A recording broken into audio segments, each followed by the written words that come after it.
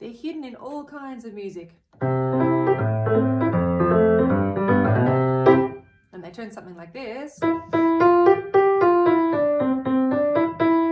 into something way more interesting.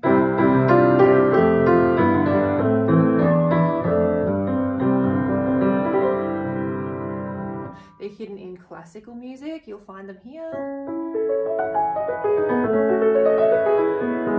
And in fast stuff. So they're hiding all over the place in music, and they are what makes music sound interesting.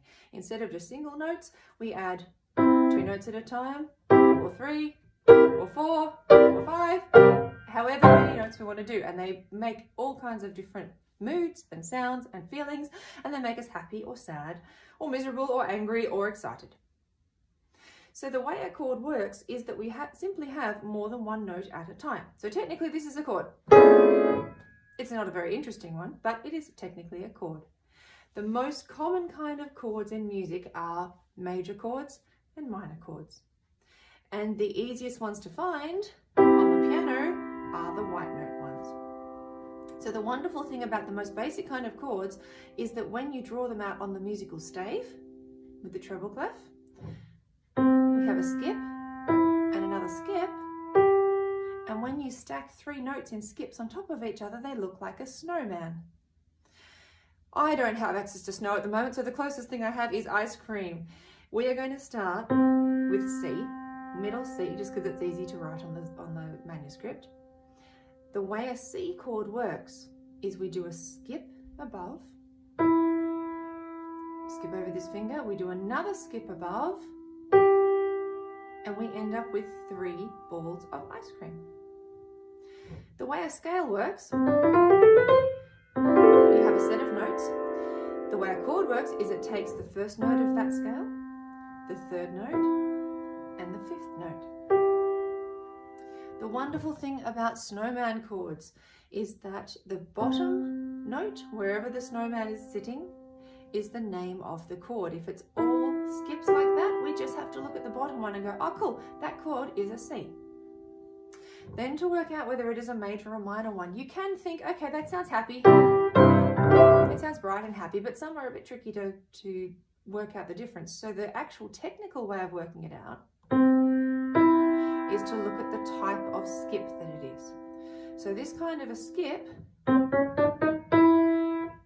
has this many notes in between it. This kind of a skip is actually smaller. This is a bigger skip, this is a smaller skip. So when music, we have the word major meaning big and minor meaning small. If the first skip is a major third or a major skip, and the second skip is a minor skip, the whole overall feel is brighter and happy and major. So this first part of the video is just going to use white notes.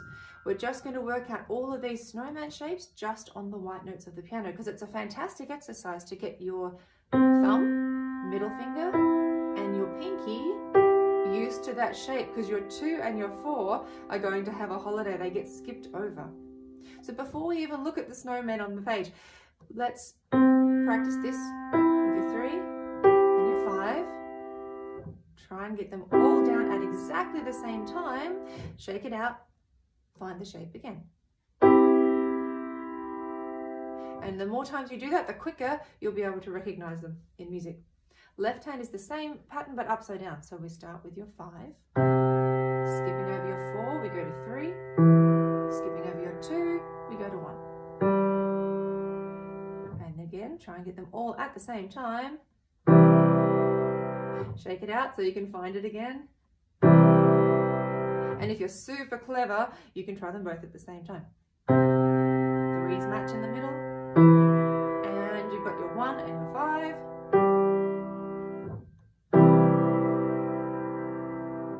So maybe pause the video and find that chord over and over so that you can comfortably do the rest of this video.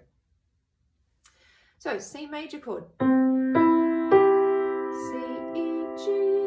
If we take exactly the same shape and step up to D, skip, skip, Suddenly our chord is now a very different mood, and it starts on a D.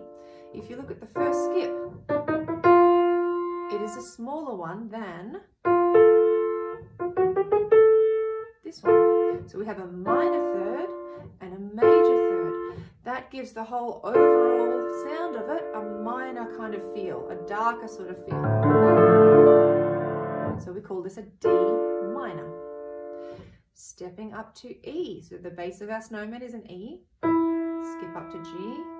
Skip up to B. That first skip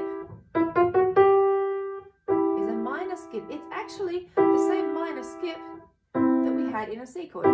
It's the top half of a C chord. Minor third, major third.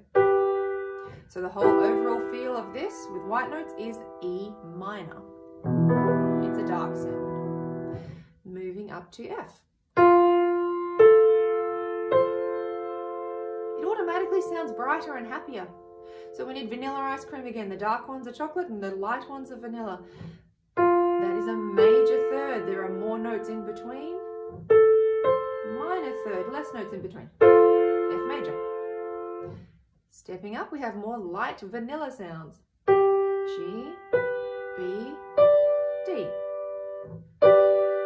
G major has a major third at the bottom and a minor third at the top. Stepping up to some more dark chocolate sounds, we have A, C, E. That is an A minor chord because the first skip is smaller and the next one is bigger. A minor. When we go to B, it is a little bit different, which is why we have green ice cream. It is a weird sound. It's not major or minor. The first skip is a minor third, and the second skip is also a minor third. So this is actually a very tight, squishy, weird thing. It's technically called a diminished, but I like to call it the funny B. When we're just doing the white notes, let's call him the funny B chord, and we step up. You are back to C chord, which is where we started. So have a listen to the whole pattern. We have C major, D minor, E minor, F major, G major, A minor, funny B, or if you want to call it diminished, and back to C. So musicians often use these words major and minor, but often with a chord, they'll just say the letter name. So if I say play a C chord, musicians automatically know that we mean C major. I'm going to do the same with my left hand, and I'm going to say the shortcut way of saying all of their names. So C, D minor, we have to say the minor for it, E minor, F, G, A minor, funny B, and C. If you're watching this while you're sitting at the piano, let's give it a go with both hands at the same time. To make our fingers strong and to get the really round shape just on the tips of our fingers, roll your wrists up so that you've got plenty of room underneath your hands to keep them all round. If you try and play a chord with very flat fingers, you'll probably hit other bits in between and it's much harder to control.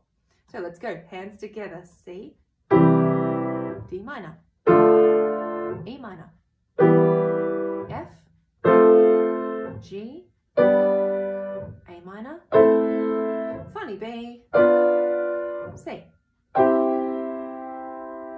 You can do this in so many different ways to strengthen up your fingers and to also strengthen your ears. You'll get to hear it and get used to the sound of the majors and minors because they all feel the same, but they all sound very different. So we can break them up like this. We could do the outside and the middle. We could do it the other way, middle, and try the out. We could break them up one by one or backwards. There are so many ways that you can play them to try and strengthen up your fingers and get used to the sound. So get really good at that before you move on to the next lot of the video, where we look at some other black notes and white notes that go with them.